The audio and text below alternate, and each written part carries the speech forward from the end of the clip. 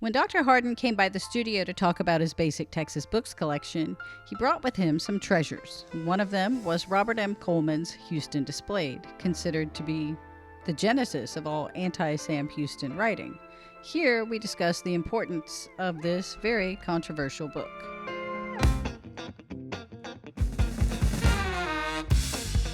If we were to resurrect John Jenkins, have him do a basic Texas books in 2023, number one, at least one of your books would be in it. But number two, I don't know. This book, the original of which is in BTB, then you edited. Well, so did Johnny. In 1964, the Brick Roll Press brought out an edition of Coleman's Houston Displayed, or Who Won the Battle of San Jacinto. Now, that began life in 1837 as a 38-page pamphlet published in Velasco. It hit the streets in, I think, don't get me lying, it's late in the day. I want to say February or March of 1830. It was right after Houston had been elected in September of 36. He ran on the platform, and he was probably the most popular person in Texas at that time. I mean, after all, he was the sword of San Jacinto. He was the great savior. And now this guy, of course, nobody knew who he was at the time, but in fact, it was a fellow, Robert Morris Coleman, who was actually on Houston's staff and was in a position to know. And the pamphlet asserted that actually Houston had very little to do with the victory at San Jacinto, that the men in the Army just pretty much ignored Sam Houston during the campaign and whatnot. Well, that Houston suppressed the pamphlet, and consequently, it is one of the most rare of early Texas imprints. And I know how one suppresses speech in 2023. How does Sam Houston, does he have them destroyed? He does. He has his people going, he says, collect these, wherever you find them, and do away with them. That'll do it. Yeah. And consequently, I found first or second, I found 19th century editions in 4 archival repositories. And that's it. Sweet Jesus. Why is this a basic Texas book? Well, Jenkins argued that this was the great granddaddy of the anti-Texas or anti-Houston literature. Now, if you know anything about the politics of the Republic of Texas, we didn't really have political parties as such. No. But people were either pro-Sam Houston or anti-Sam Houston. Which are both conditions that exist to this day. Absolutely. And this book provided the gospel for the anti-Houston camp, which is the reason it is historically significant. Now, the book was suppressed. The book was forgotten. And if Jenkins had not brought out his edition in 1964, I think this would have been a forgotten book. But there are a lot of problems with that book. It's not very well printed. It's hard to read. It looks like a third-generation Xerox copy. Yeah. And Jenkins provided a brief introduction, which is good, which is very good. But it's a facsimile. It is a facsimile, and that's a problem because when this pamphlet was published in 1837, it never claimed to be an exemplar of the printer's art. So there's really no reason to bring out a facsimile edition of a crappy publication. Right. Other than, I don't know, what, to show the broken type that was available at Velasco in 1837? Yeah, I mean, that's instructive, but I wanted to produce a volume that people could read and study. And so when I approached the Goyer Library and the Library of Texas about doing an edition of this, they agreed. And I set my task to going through the pamphlet. Mm-hmm.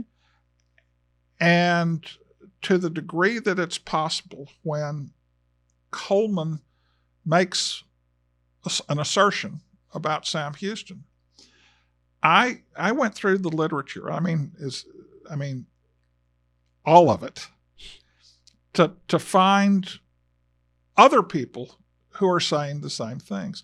And in my annotations, I say, well, Coleman says this, but so does Sherman, and so does, John H. Jenkins, and so, or not Johnny Jenkins, the 13-year-old. So people said you can't trust this, and especially Houston biographers say you can't trust Houston displayed because it's a polemic. Well, it is a polemic. And they say you can't trust it because Coleman was biased. Yes, he was. And he had access to grind. Mm-hmm. Yes, he did. But I think I'm the first who said, yeah, but he also told the truth. And that's corroborated by all these other witnesses. And when you go through this book and you read my annotations, you can, and sometimes I said, I can find no corroboration for this statement. I think, Coleman is lying, which he was certainly capable of doing. But more often than not, I think Coleman told the truth. Now, my scholarly introduction to this volume is actually longer than the pamphlet itself. So it is an interesting, it is, other than Houston's post-battle report to President Burnett, this is the first account of the Texas Revolution meant for public consumption. So it is a significant little pamphlet. It was never a book. And it was a pamphlet. It's followed by Chester Newell. Yes. Which, was polemical in the other direction. Those two books are the two poles. Yeah. And let's face it, Newell was a Houston groupie. Absolutely. Now, the reason I included it, I have a personal connection. Yes. You can see Houston Displayed, or Who Won the Battle of San Jacinto, by a farmer in the Army, edited by Stephen L. Hardin. And this book was published by the Goyer Library. And they did such a wonderful job. Well, it's a limited edition of 500 copies. So, they are a fine press. This is a fine press limited edition. And this copy, the cased copy, is even rarer. It is one of 15. This is number 2. Yeah, I was about to say, I have one that's quite neatly inscribed, artistically inscribed. I remember that. But this, I don't have. I have never published a book that is more beautiful than this one. It is a stunningly beautiful book. Mm-hmm. The design, inside and out. Inside, and you know what? This is rare. I've read it several times over. I didn't find a single typo, which how rare that is. Again, this is my baby. I'm very proud of it. It is, not only in terms of it will never be my book. It's always going to be Robert Coleman's book. But I edited the crap out of this. You did. And in fact, I received the Summerfield G. Roberts Award for this book, and it is extremely rare that your third. Well, that's right. Your third SG, or but it's rare that you get awards for editing a book. Yeah. But I'm proud and delighted that the Sons of the Republic of Texas recognized that good editing makes a contribution, because this book by itself it's a basic Texas book. The pamphlet is a basic Texas book. Jenkins' contribution, it kept it alive. That's important. But what you've done is you've taken Coleman's, it's part emotional appeal. Mhm. It's part axe to grind, but he's Yeah. still contemporary. Yeah. And what you've done is you've taken that and you've made sense of it. I took him seriously, which Right, very few right. people And earlier have done. because the Houston faction, which is still alive and well, Oh, absolutely it is. Absolutely it is. Is dismissive, and like it or not, Well, Coleman was there. it will be harder to dismiss Coleman now. Mm-hmm. If you read this book and read my annotations, No, you've got to.